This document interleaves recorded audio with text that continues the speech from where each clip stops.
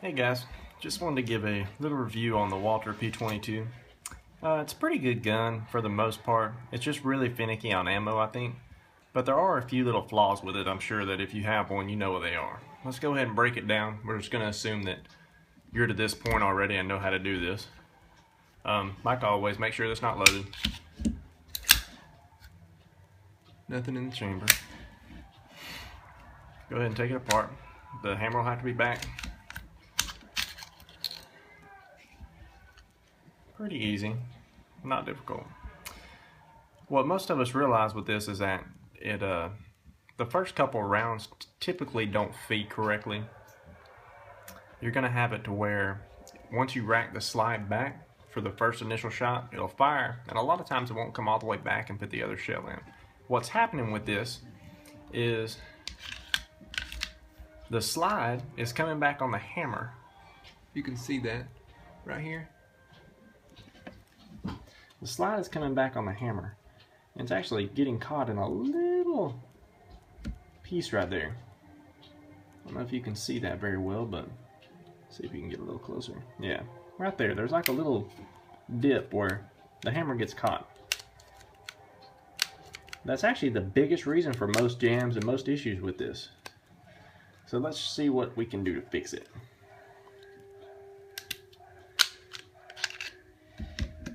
What I've done already, you can see it's nice and polished here. Well, it's a little dirty, but oh well. But you can see on the hammer, it's got a slight little arc in it right there. That's what you got to get rid of, and you got to make it more flat. You don't want to take too much metal off. You can kind of see what I've done. I wish I'd had a before picture, but I don't.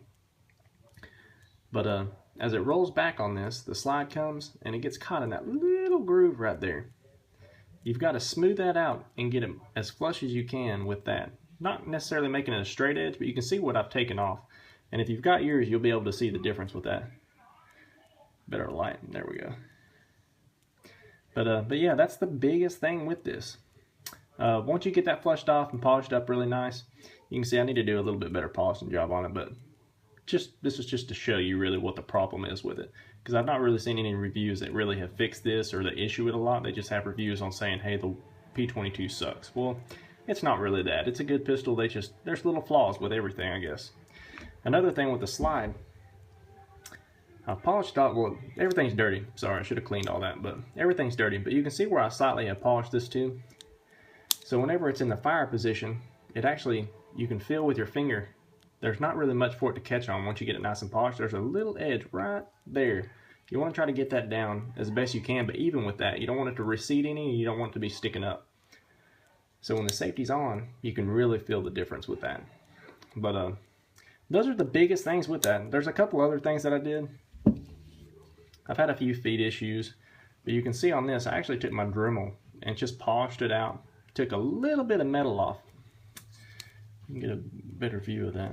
There we go. You can see where I've widened it out.